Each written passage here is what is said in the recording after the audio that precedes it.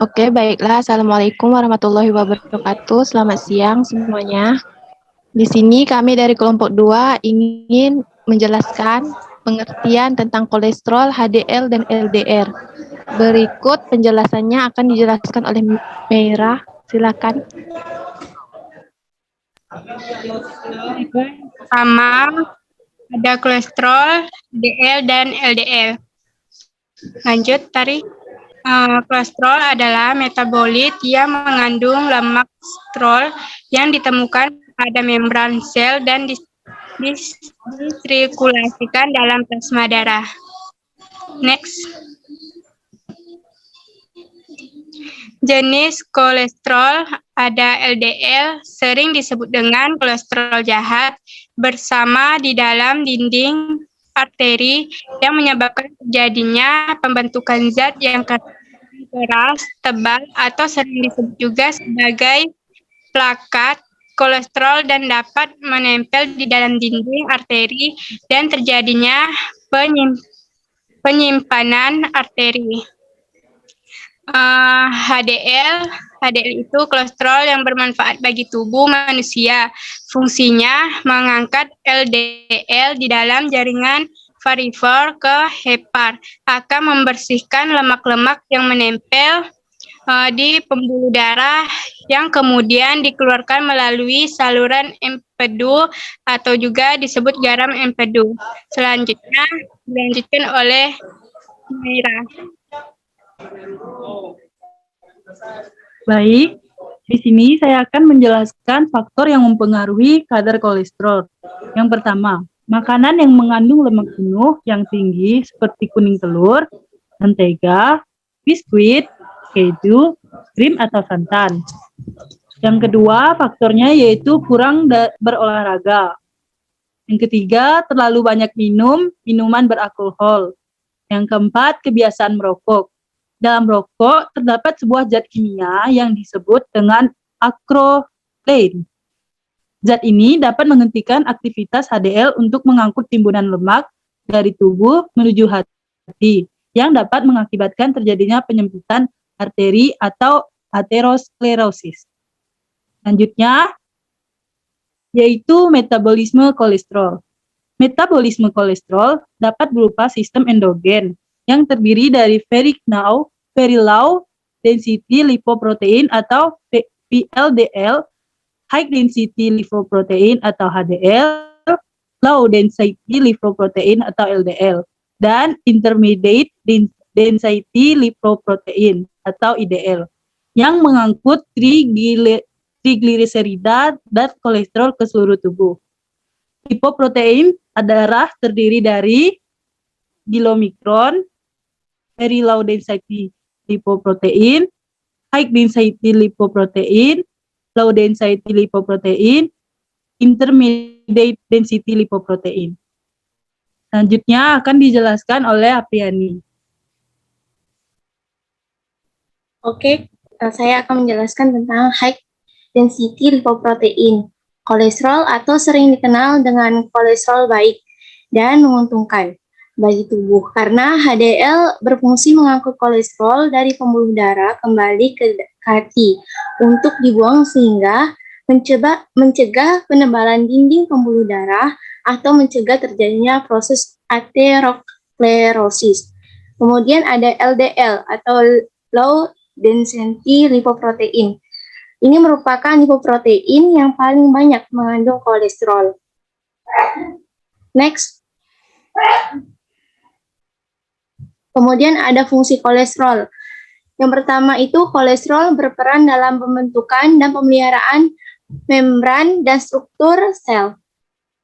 Kolesterol dapat masuk di antara molekul lemak penyusun yang membuat membran lebih cair. Sel juga membutuhkan kolesterol untuk membantunya menyesuaikan diri dengan perubahan suhu. Yang kedua, kolesterol penting untuk membuat sejumlah hormon penting termasuk stres, kortisol. Kolesterol juga digunakan untuk membuat hormon seks, testosteron, progesteron, dan estrogen. Yang ketiga, hati juga menggunakan kolesterol untuk membuat empedu cairan yang berperan penting dalam memproses dan mempercerna lemak. Yang keempat, ada kolesterol yang digunakan oleh sel saraf untuk isolasi. Tubuh membutuhkan kolesterol untuk membuat vitamin D. Dengan adanya sinar matahari, kolesterol diubah menjadi vitamin D. Selanjutnya akan dilanjutkan oleh Delphi. Baik, saya akan menjelaskan dampak kolesterol LDL bagi tubuh dan kesehatan. Yang pertama, jantung.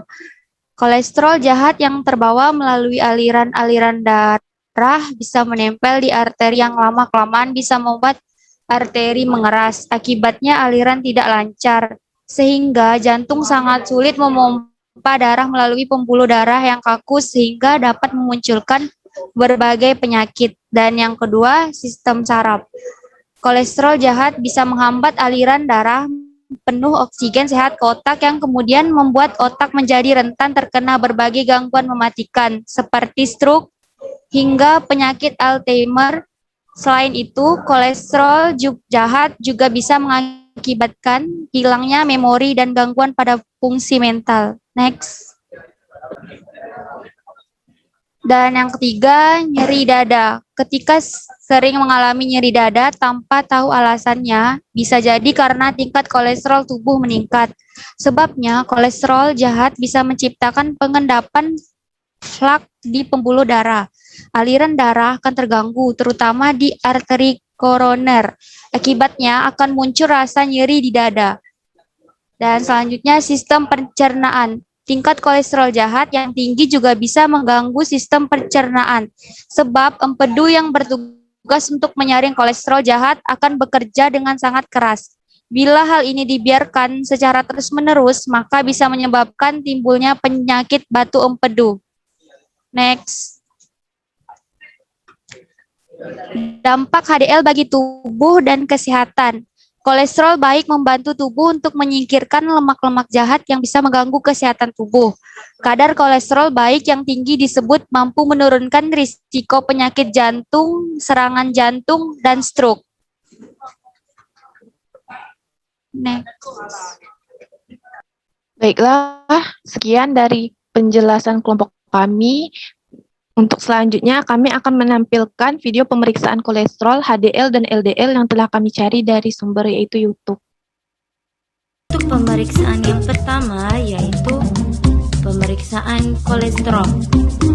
Alat-alat yang digunakan pada pemeriksaan kolesterol seperti yang pertama yaitu multi-check meter. Yang kedua yaitu punch dryer atau auto click launching device. Yang ketiga yaitu lancet atau jarum penusuk. Yang keempat yaitu kapas alkohol. Dan yang kelima yaitu test strip chip kolesterol. Langkah pertama yang dilakukan pada pemeriksaan kolesterol yaitu masukkan lancet ke dalam punch dryer.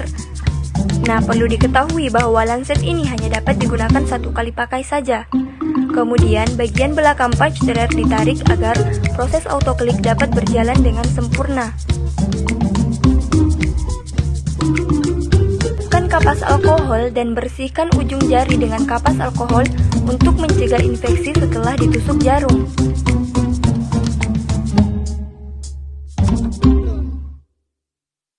Kemudian, tusuk ujung jari dengan auto click launching device.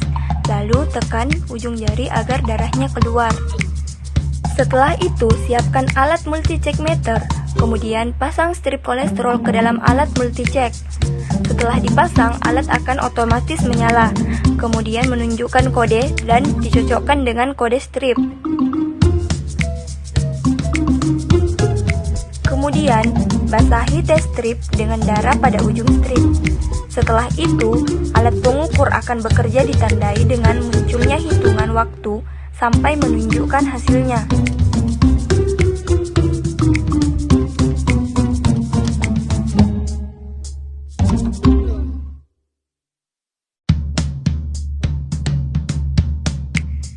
Nah, pada percobaan kali ini, hasil tes kolesterol menunjukkan bahwa kadar kolesterol pada tubuh pasien yaitu 187 mg per dl. pada hasil pemeriksaan kadar kolesterol pasien kali ini dapat dikatakan normal karena nilai normal kolesterol yaitu kurang dari 200 mg per dl. Sekian penjelasan dari kelompok kami, kurang lebihnya kami mohon maaf. Assalamualaikum warahmatullahi wabarakatuh.